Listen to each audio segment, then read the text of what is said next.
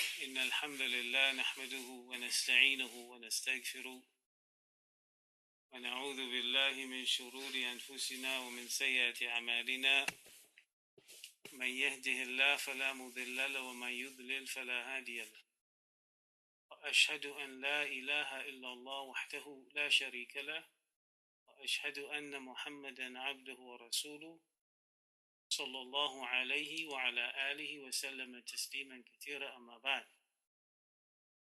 يقول الله سبحانه وتعالى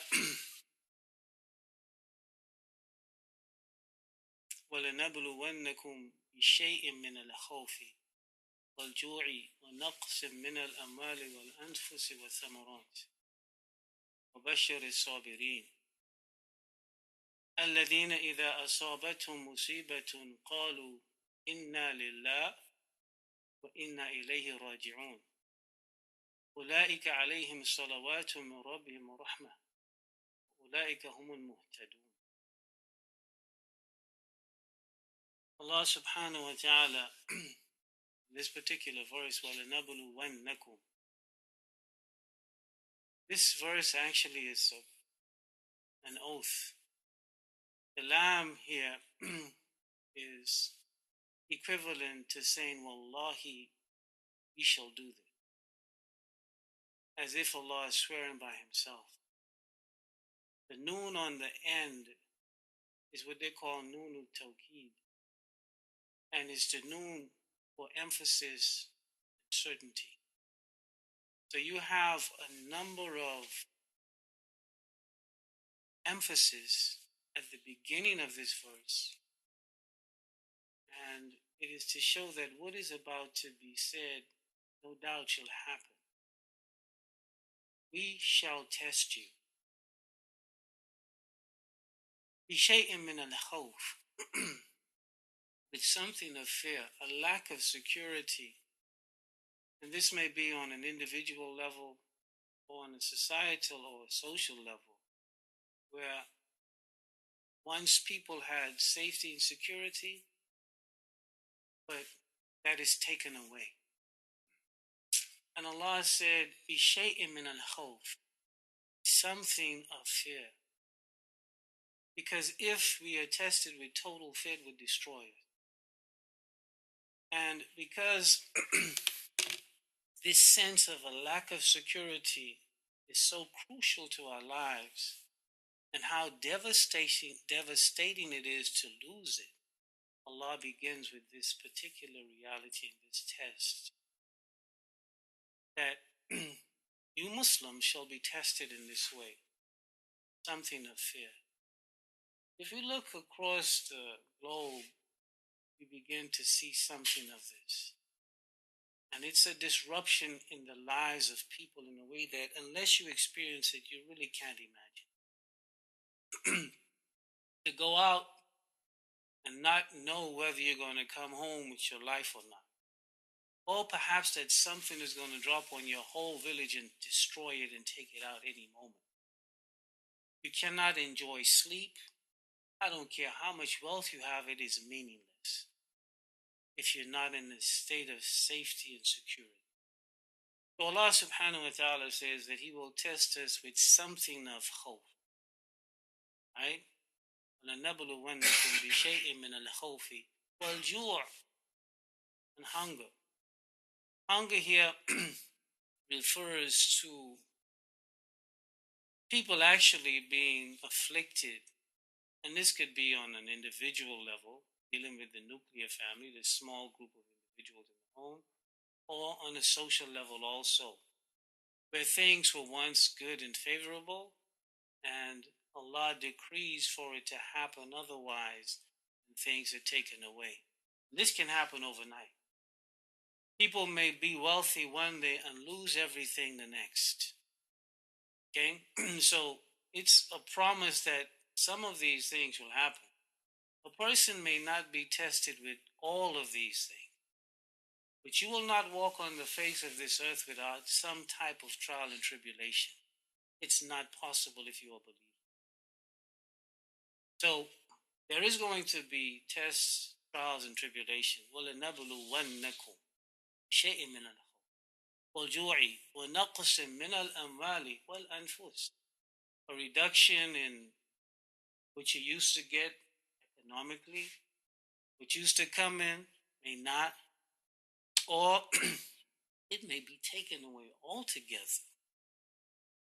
It may be taken away altogether. And we have had Muslims who just experience that. One day you have, and the next day you have zero. Zero. Zero. I know a brother and his wife who were living on the streets, praying on the streets too, trying to hold on to the deen on the streets. They died on the street. And after having their own home. And so things change. And you speak to the brother and he said, Alhamdulillah. It happened, but Alhamdulillah. And so this is something that is there. Well, anfus, loss of lives. Okay, that one is a test. It's a tribulation that we lose our loved one. That's a test. And the person who hasn't experienced it don't really know what type of test it is. But these are all trials and tribulations. Okay? وَلَنَبْلُوَنَّكُمْ بِشَيْءٍ مِّنَ الْخَوْفِ وَالْجُوعِ وَنَقْصٍ مِّنَ الْأَمْوَالِ وَالْأَنفُسِ وَالثَّمَرَاتِ. The agricultural yield may not be as we want it to be. Rain may be held back. And sometimes all of these things are the consequences of our sin. As the Prophet ﷺ mentioned, when people do evil, Allah holds back the rain. And he says, لَوْلَا الْبَهَائِمْ لَمْ يُمْتَرُوا. If it wasn't for the animals, Allah wouldn't bless the people with no water at all. And this is at times the consequences of what we earned as believers, that the things change adversely. So a reduction in agricultural yield, نقص من الثمر. وَلَنَبْلُوَنَّكُمْ بِشَيْءٍ مِّنَ الْخَوْفِ وَالْجُوعِ نقص من الأموال والأنفس والثمرات بشر الصابرين. بشر الصابرين. And give glad tidings to الصابرين, brothers and sisters who are patient. And patience here is easier said than done. Being patient it's easy to speak about, but it is something that requires every effort, every sinew and every fiber in our bodies to actualize it. Patience is something that we speak about, but in real life terms, it is one of the most difficult things to accomplish, but it has the most rewards. وَبَشِّرِ الصَّابِرِينَ. And so Allah gives glad tidings to those who have this quality of patience. Okay? And patience in carrying out what Allah commands, patience in controlling ourselves and staying away from what He forbids, and patience concerning how we conduct ourselves in difficulties before them. Ibn Qayyim al-Jawziyah once said, إِنَّ اللَّهَ لَا يَمْتَحِنَكُمْ لِيُهْلِكَكُمْ. Allah doesn't test you to destroy you. He actually tests us to examine our patience and our subservience to Him. And that the people who have the correct attitude, they're blessed in a certain way. وَبَشِّرِ الصَّابِرِينَ. And so sabr here is under all of those categories and all of those circumstances. And the verse which comes after actually speaks about the attitude that allows people to bear difficulties once it happens. It's an attitude that recognizes Allah and His position in our lives and how He deals with His creation. Give glad tidings to the patients. وَبَشِّرِ الصَّابِرِينَ الَّذِينَ إِذَا أَصَابَتْهُمْ مُصِيبَةٌ. Those when afflicted, قَالُوا إِنَّا لِلَّهِ وَإِنَّا إِلَيْهِ رَاجِعُونَ. They have a certain type of recognition of who is in charge of arranging the affairs of creation. And they recognize that Allah chose this particular thing to happen to me for a reason, the wisdom behind which I don't know, but I know there is wisdom behind it. For this reason, some of the Salaf of old used to come out of their homes and they say, I have no desire other than what Allah has chosen for me. That is why I find my pleasure, what Allah has decreed. And what this means is that he goes out trying to do what he can to benefit himself, to avoid harm. But if something doesn't happen according to what he desires, he doesn't become bent out of shape. Inna lillah, we belong to Allah. We are Allah's creation. He does what he wills. But inna ilayhi raji'un, and to him is our return. That particular expression actually is a recognition that, look, there is accountability and in spite of the trials and tribulations. Therefore, I need to act in a certain way when it does occur. And not give up. Not turn our backs on the deen. That's the worst thing a person could do. But these brothers and sisters, instead of doing that, they actually focus more their attention on Allah subhanahu wa ta'ala, the one who can change the calamities and misfortune. Inna lillah wa inna ilayhi raji'un. Ulaika alayhim salawatun min rabbihim wa rahmah. Ulaika. Normally this is what they call the demonstrative pronoun for something that is distant, but what it shows is the level of the people. Ulaika, when you're pointing to something distant, but in this particular context, how high above all other these people are. Ulaika. It's like any distinction. Those brothers and sisters with this attitude, they're way up there. Ulaika alayhim salawatun min rabbihim wa rahmah. They have praise. Well, Allah subhanahu wa ta'ala mentions them in the highest companionship. And they receive mercy because of this attitude and the way they respond to difficult circumstances. أولئك عليهم صلوات من ربهم ورحمة وأولئك هم المهتدون. Normally in the Arabic language, this context singles out the person or the individuals mentioned as opposed to everybody else. It almost says that nobody else really is guided except those brothers and sisters with this particular attitude.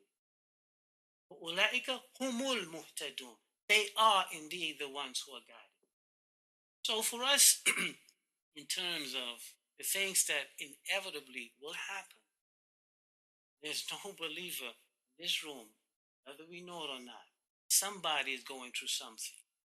Might not be the same thing, but take it, man, nobody's going to walk on the face of this earth and not be tested. Some way, somehow.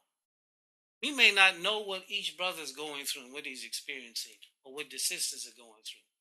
But you will not enter Jannah without going through a little bit of flame. Be purified.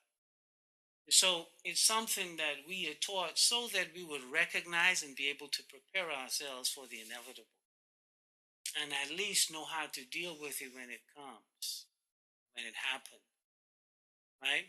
The Prophet ﷺ in the hadith of Abi Sa'id, he said, إن أناس من الأنصار أتوا رسول الله صلى الله عليه وآله وسلم فسألوه.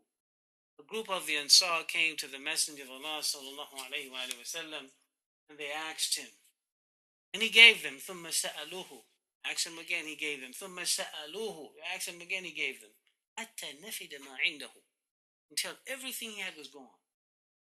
And he said to them, ما يكون عندي من خير فلن أدخره عنكم. Any good that I have, I won't hold it back from you. Right? وَمَنْ يَسْتَعْفِفْ يُعِفُهُ اللَّهُ. The person who seeks to be chaste, Allah shall help him in that. وَمَنْ يَسْتَغْنِي يُغْنِهِ اللَّهُ. The person who seeks self-sufficiency and not looking toward Allah shall assist him in that. Then he said, وَمَنْ يُصَبِّرْ وَمَنْ يَتَصَبَّرْ يُصَبِّرْهُ اللَّهُ. And the person who practices patience, Allah shall give it to him. Not everybody is born patient. It's a quality that some people may have, but for the most of us, we have to practice, we have to develop, we have to train ourselves. And this is for most of the characteristics that we find in Islam. We don't have it instinctively, but we practice. When the time comes, we control our lips. We control what we say. We control how we respond. And over a period of time, it becomes second nature, and you have the quality of sabr. And the Prophet ﷺ, in this particular hadith, he said, no one, وَمَا أُعْتِيَ أَحَدٌ عَطَاءً خَيْرًا وَلَا أَوْسَعَ مِنَ الصَّبْرِ. A person has never given a gift better and more expansive and extensive than patience. Because for everything in the deen and the dunya, if a person would like to achieve, he must be patient. And patience is so important to success in this life and in the world to come. Allah mentions in the Quran, and the brothers and sisters, after all has happened in this dunya, and inshallah we're on the other side safely.